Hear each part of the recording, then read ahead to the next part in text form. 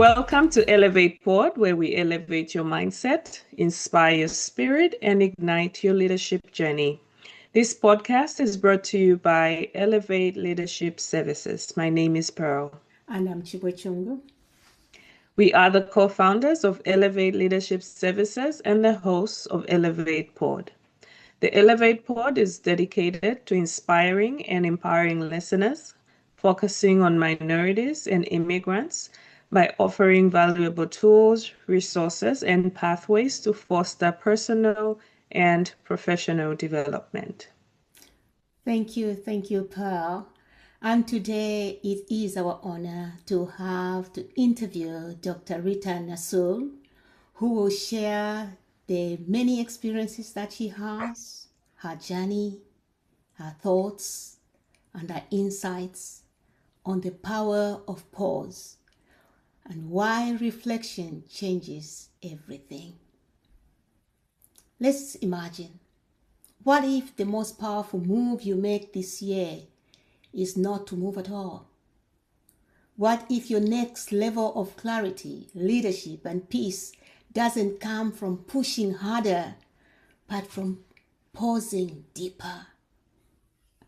Today we're going to talk about something that feels countercultural but is transformational: the power of pause. So before we venture into our discussion conversation with Rita, I would like to give you her bio. Rita has 15 years of experience in her career. She brings together a strong foundation in science and in real-world industry impact. She holds a Bachelor of Science degree in Agriculture Engineering, a Master's and PhD in Food Science, and an MBA in Business Management. What a combination. Her work has focused on advancing quality and innovation across fresh produce value chain, from growers to consumers. In her academia, she served as a professor and area coordinator at leading institutions in Brazil, where she led post-harvest and food technology programs that she managed, and she managed research as well as extension projects. And one other thing she loved is mentoring students. She also served as an innovation and cell coordinator at the Institute of the Science and Technology in Brazil, where she was driving initiatives that connected research with practical applications. Additionally, through her work in Embrapa, a Brazilian agricultural research corporation, she supported the development of the world's first geographical indication for tropical wines. She previously served as a scientist at BASF, Nunams, and the United States. She collaborated with global teams to deliver high-quality fresh foods that met evolving markets and consumer demands. Rita also loves to read. She loves to do barbecues with friends. She loves going for wine tasting. So if you need a person to go wine tasting with, you have her. And she also loves to play volleyball, among other things that she hasn't listed. So Rita, do you have anything you'd like to add to this short bio of yours? No, I would like to thank you for having me. I'm super happy to be here. And thank you for the opportunity to be here to talk to people that could feel like us and really feel that I've been there. So I really think we can connect with more people and achieve more people like us with this space. Thank you very much for inviting me. Thank you for coming. We truly appreciate, because we know you're going to add value to the audience. Thank you. Thank you again for joining us today. We are privileged to have you, and I can't wait to hear what you have to share with our audience today. In a world that glorifies hustle, speed, and constant motion, we rarely celebrate stillness. But what if stillness is where wisdom lies? What if reflection is the gateway to elevation? Today, we explore why pausing isn't a weakness, but rather a strategy. And so let's dive into our questions for the day. So, Dr. Rita, in seasons of pressure, what helps you shift from reacting emotionally to responding intentionally? Well, thank you. That's a good way to start our conversation. And please feel free to jump and to give your perspective. Um, so, pressure, I think, is normal in any environment and it tends to amplify whatever is happening inside us and in our environment. If we have pressure, everything like adds up. So I understand that quick reactions, fast responses does always mean clarity, and that we reflect about the whole context of the situation is really important. What was helped me the most when I was working and in seasons of pressure was to create a pause, step back, and ask myself some questions. For example, what am I feeling now? Can we just pause for a second and reflect on it? What outcome do I want here? Because I think this is the main thing.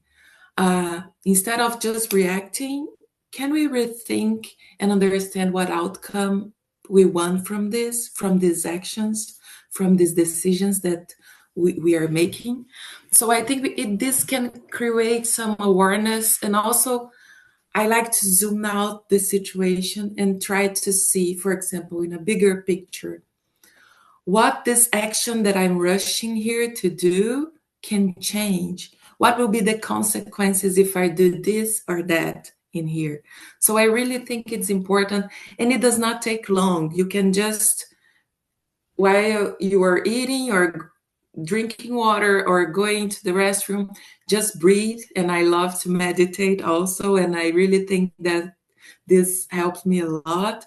Just breathe and think, what am I feeling? Which outcome do I want here? So we can be more aware. So instead of reacting from emotion, I like to be more intentional about what am I going to do or the actions that I'm taking. I think mainly in leadership, our response can set the tone for the others. So if we are stressed and if we are giving our team a lot of stress, they'll be stressed too. I'm not saying that there's no stress in our daily work or life. Some moments that will happen, but these are the moments that I think it's most important for us to create this pause and to set the tones and try to act more with intention than just as a fast responder.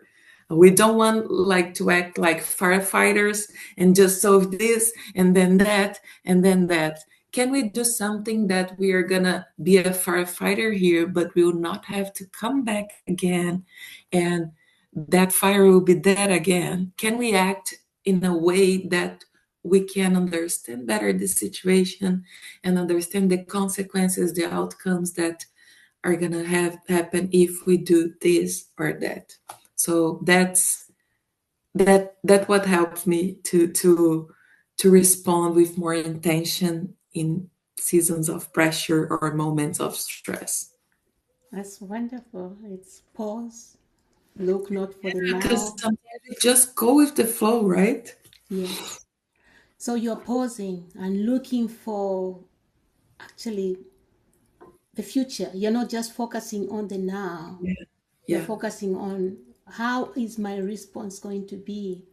So you cultivate a response that has longevity, that will Right. add value, that will allow you to make sure that when you look back, you can use that and maybe even step it further, and it helps others around you. That's Yeah. what I heard. Yeah. That's what I meant. That's wonderful. Thank But yes, I know that it sounded much easier. It sounded very good, and I think all of us need to do that because you. the first thing we do is we respond, we react because we are stressed, and those reactions actually come to bite us most of the times. But how do you actually, in those moments when the pressure is high, how do you personally create that space of reflection, especially in this world where Yeah. there is a constant demand of you have to react immediately and you have to give your wholeheartedly 100%, 200%. How are you creating that space? That's a good question, Chibwe, because I think I realized that if I don't do intentionally the space for reflection, it will not happen, right? So, of course, the word is demanding urgency.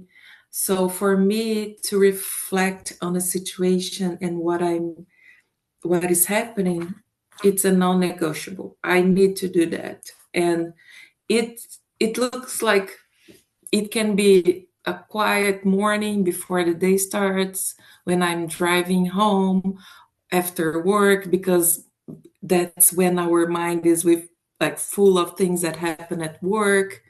When I go for a walk, sometimes I'm going for a walk and I get my phone and I'm let's put my podcast and let's put this or that, and then sometimes I'm just like, let me just think, let me be with my thoughts. So I think we need to create this space intentionally, otherwise it's not going to happen because you're going to do this and that and then think about the other thing. So it doesn't have to be long, I believe, but it has to be intentional. You need to stop and make the habit to do this reflection, because this is that small moments to me, they help me to stay aligned to what I want, to what I believe, to make better decisions, and also avoid just react to React. situations. Intentionality. Yes, put intention on it. All right.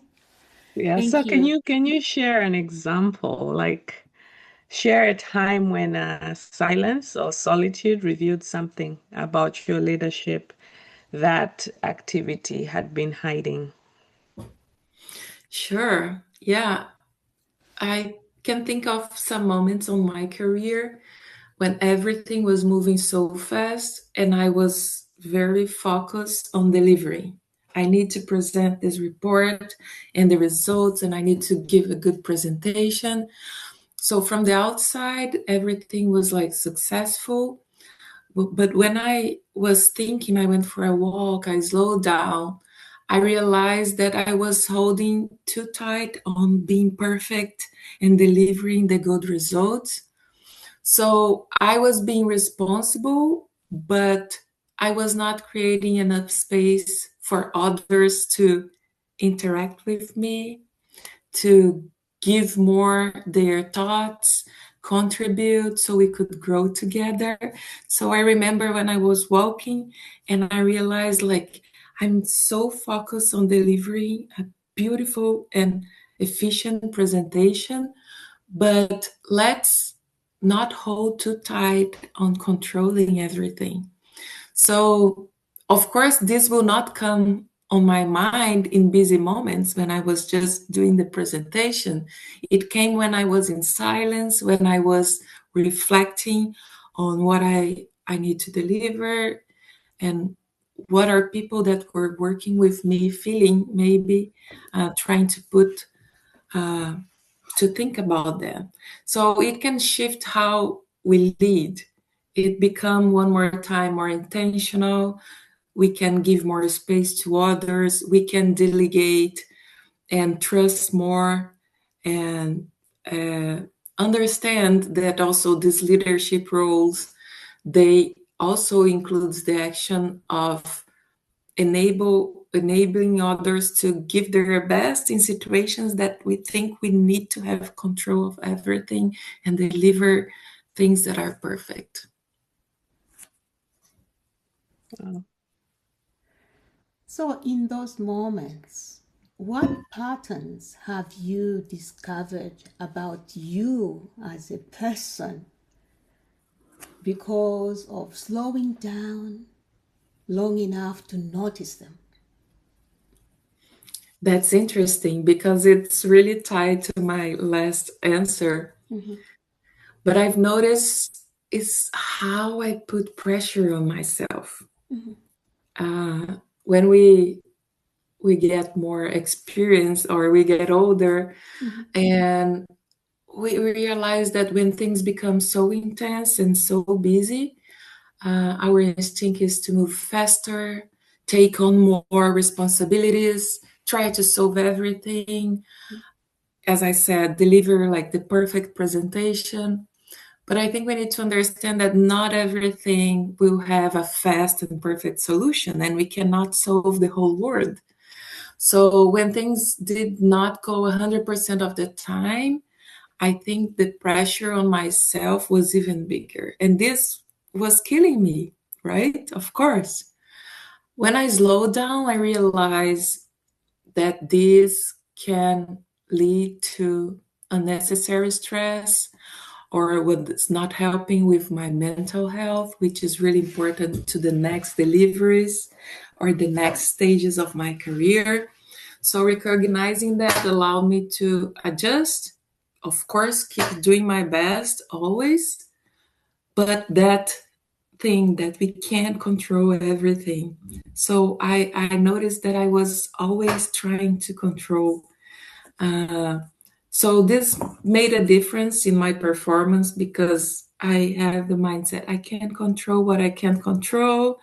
And now I think how I show up as a leader was impacted by this mindset, to understand that I paused, I reflect, so I was able to understand that this was happening. Right. Thank you. Oh, just to take you on that statement right there, you can't control everything, right? So Yeah. you might be intentional in how you're showing up, Mm-hmm. but then we might not be able to control when and how conflict arises. So how has this mindset, how has reflection shaped the way you handle conflict or difficult conversations? Wow, that's awesome because I think conflict will happen when we have people, when we have different minds. This will happen, right? So I believe this reflection has helped me and change how I approach difficult conversations, which are the ones that make us awake during the night, that we keep thinking what we talk and what we are going to say, right? So sometimes we might go into this kind of situations like focusing on solving the issue. I'm going to say this because we need this to be fixed, or defending a position. This is the only way that this could work. But I believe reflection shaped my way of handling this kind of situation because one more time, I like to ask myself questions. What is my intention with this conversation? And what, like the main one, what is the outcome I'm hoping here? Sometimes I have some friends that come to me, they ask, I'm going to talk with my manager because I'm going to say this and that. And then I always ask them, what is the outcome that you want with this conversation? Because you can just go to your manager and say 1 hour of things that is happening and you're not happy, or just brainstorm. But what is the outcome? What are you using their time for, right?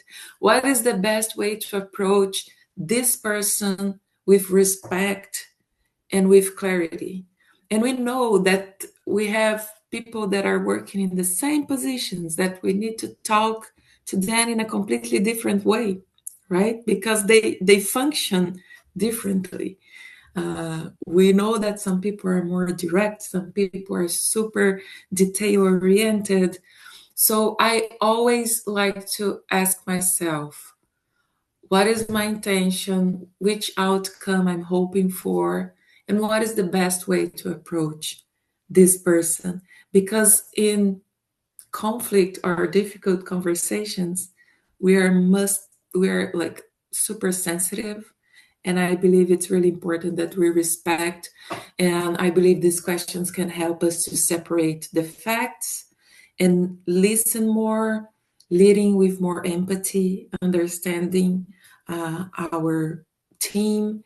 And conversations can become much more constructive and less reactive if we do this reflection before. And also, of course, it will build trust. They will be more open to talk to you. That's how I see it. That's a good one. Yes. Listen, approach with clarity, Right. be empathetic, Yeah. and understand how you're going to use somebody's time when you approach them. Yeah. Those That's are what I Love believe. it. those are good points for each and every one of us to take. And I think many times we are just frustrated, but Yeah. and then we approach without knowing what we want to gain out of it. And I think it Yeah. happens to many of us. But thank you so much. I think that's for our audience. That's a very good take home for each and every one of us, because it's very important Thank to have you. that clear view of where you want to go, Yeah. and how what you want to gain out of it. Yeah. Yeah. What do I want that person to feel or to Mhm, understand? mhm, mhm, And of course, being nice with the person, because we all want to solve the problem, mhm, right? mhm. It's not just us. Yeah, yeah. So, having said all this, what role does faith, values, or personal convictions play in helping you to pause before leaning forward? Wow, Chibwe, for me, values play a central role, and it's the basic structure or an anchor for uh, everything. Mhm, We should always ask, am I acting in alignment with who I am, with what I believe in, with what I would like people to treat me? Am I treating people the same way that I would like them to treat me? So this can create space between just acting fast, but acting with purpose, right? I think having this strong internal anchor makes our work environment, our work itself, much better, mhm, especially when things are not easy or in moments that we need to trust. And faith is, of course, super related to that. We need to trust that the result will be good. We need to trust in people. We need to be aligned with who we are and what we believe. Otherwise, I don't think we can move forward. Is, if I can ask, for many of us in any environment where we are, whether at work, whether we are outside, whether we are volunteering or doing anything, do we see that trust lacks in many times? Is trust lacking? I believe what is lacking maybe is the space to create trust. Space. Thank you. Yeah, because the trust is there. They want to exercise the trust, but I see some leaders or some people, they do not create space to build or to put the trust in there. So the relations are much more separated and not aligned and not. It's terrible when we cannot trust who we are working with. So, are we creating space for that? Are we giving them time and moments to exercise this uh, building trust moments? So, I believe this is my first thought It makes for sense. these questions. Yeah, I think that matters. What I think I like what you said. Trust always is there, but if you do not create that space that will allow you to identify what, it's not trusting everything, but identify Right. things about any individual that you can say, wow, this I can work with as I continue to build on that Yeah. relationship. Yes, Yeah. You agree or you disagree? What do you think? I agree. Okay. Definitely agree. I agree. Okay, good. I think most of it is space because we will just want to thrust in. Yeah, we don't stop and create intentionally the space for that, right? The space and I believe the time for it. Yes. Like you said, even just from the beginning, we're pushing on the hustle, on the rush, on quick answers, quick reactions. But we need to create the space and the time The because time. trust is also a process that needs to be built and Yes. nurtured. Yes. Yeah. Amazing. Yeah, sure. 100%. All right. Now, well, let me take it up to the next question from here. Okay. If you can share with us an uncomfortable truth about yourself, what uncomfortable truth about yourself did reflection force you to confront, and how did it transform you? Oh, this is a confession. I like that. Okay, I was, yeah, it's a hard one, but I was tying a lot my sense of value to performance and outcome. If I was not performing perfect 100%, my value was not there. Yeah. And then on the surface, it can look like, oh, really drive or ambitious. But I think it can create a big, big pressure and make it harder to step back and to accept that we are not perfect at all and will Yes. never be, right?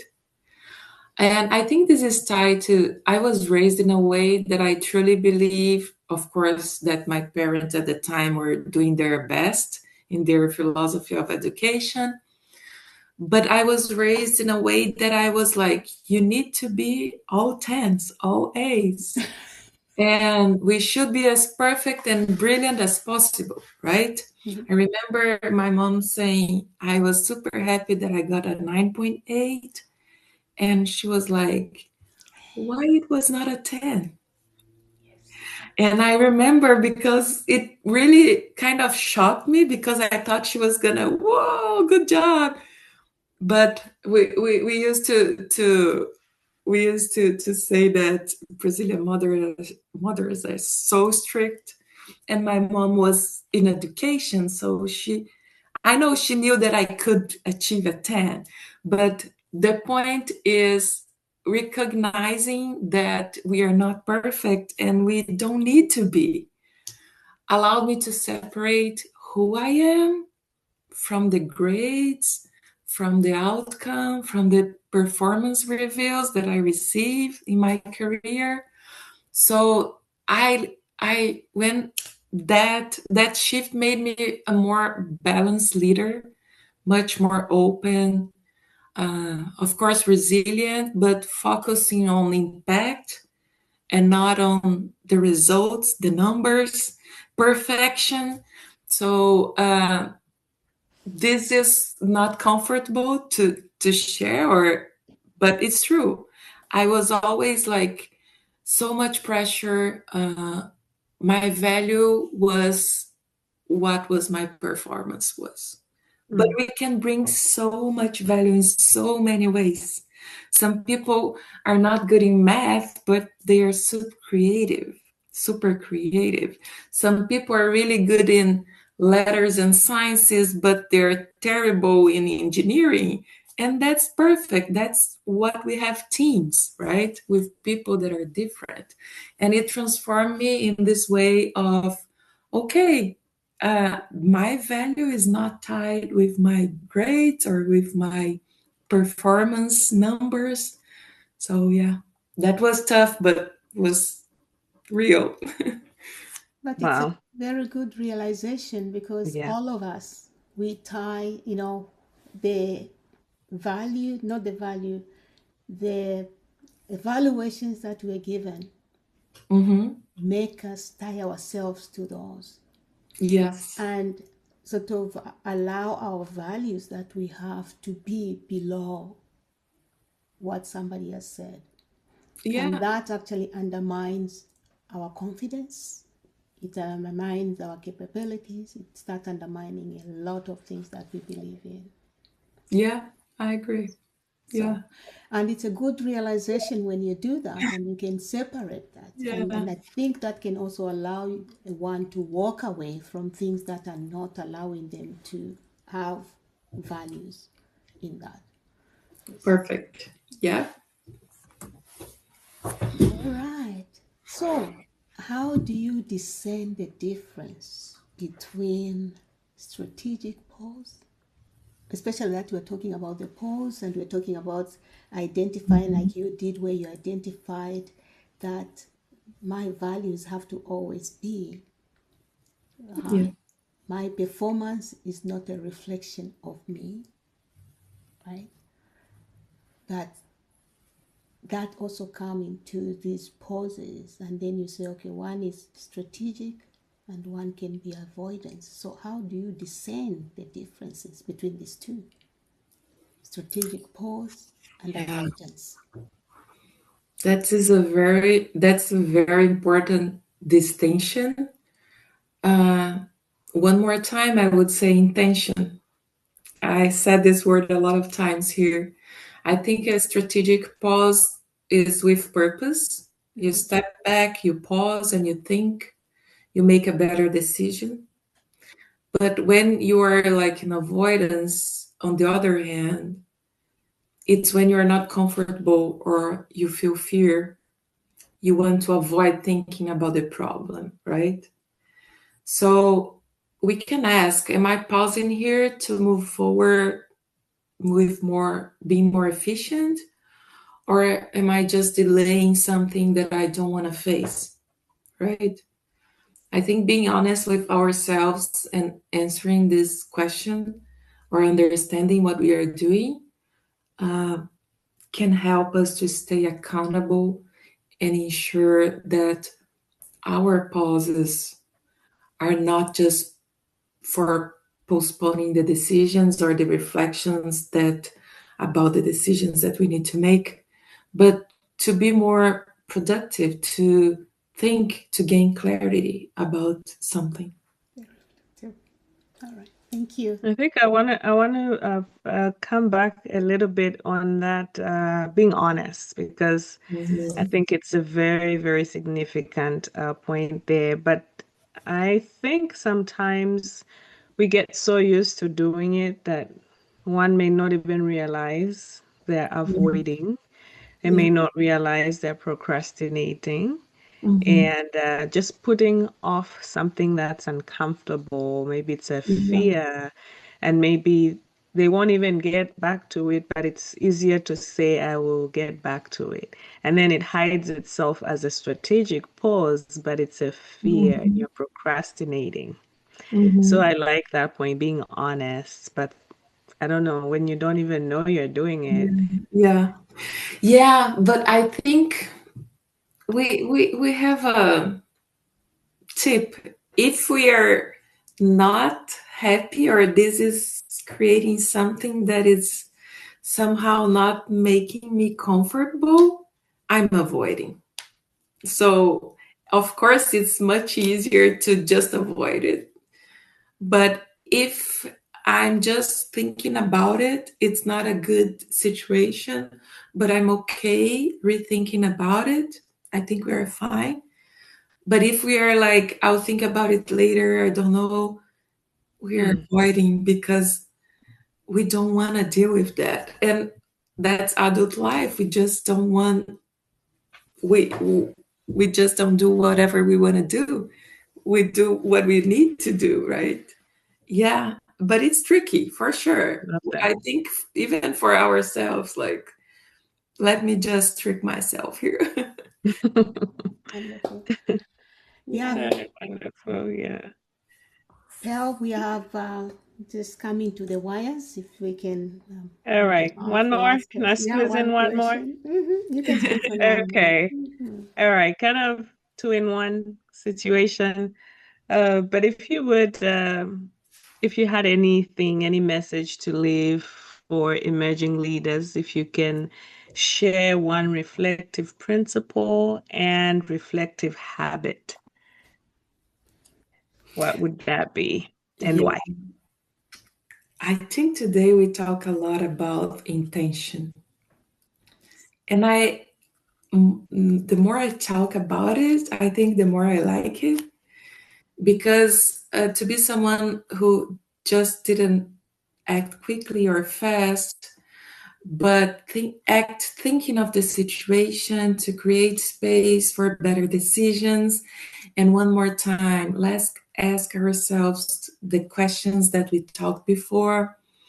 Uh, let's reassess situations. Let's evaluate what can we can change, what we can't.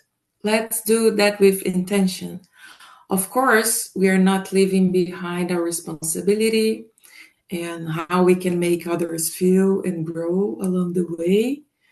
I love to develop people. I love to be with people that are being developed. And remember the little prince, and I love the phrase that you become responsible forever for what you have teamed. And I believe also for the consequences that will happen if you are a leader that is not capable of team your colleagues or your team. So if you don't touch them, if they don't trust you, if you don't if they don't see you're trying to develop them or bringing value to their lives, aligning the the priorities of the company with their personal development, professional development, I think it doesn't make sense. So let's put intention, let's reflect in everything, and let's develop each other together, right? So I think we are responsible for that a lot, how we touch these people's lives, and also responsible in a way if we don't touch their lives or if we touch in a harmful way or if they are not being happy at their workplace. I think this is terrible. Yeah. Thank you, Dr. Rita Nassur, for Of this course. conversation. We truly appreciate you being with us, just giving us a lot of information that we need and our audience needs, especially the immigrant women and minority women. I think the power of pause is so critical and so important to each and every one of us to really be strategic in what we do and not to avoid the circumstances that happen as well. Yes. So thank you for coming. We truly appreciate you. Thank you. Thank So you for to having me. wonderful. To our audience, I do challenge you this week. Schedule a time to pause and protect it. Honor it, because your next breakthrough may not require movement, but it may require stillness that will allow you to reflect and make the most transformative decision in your life. So thank you, Rita. Thank you. Thank you both. It was a pleasure to be here with you. All right, so as we wrap up for today, if you want clarity, create the space. If you want peace, create a pause. And if you want direction, seek reflection. We hope to see you in our next episode. Thank you for joining us today on this journey to elevate and inspire. Until next time, lead with purpose and grow with passion. Thank you.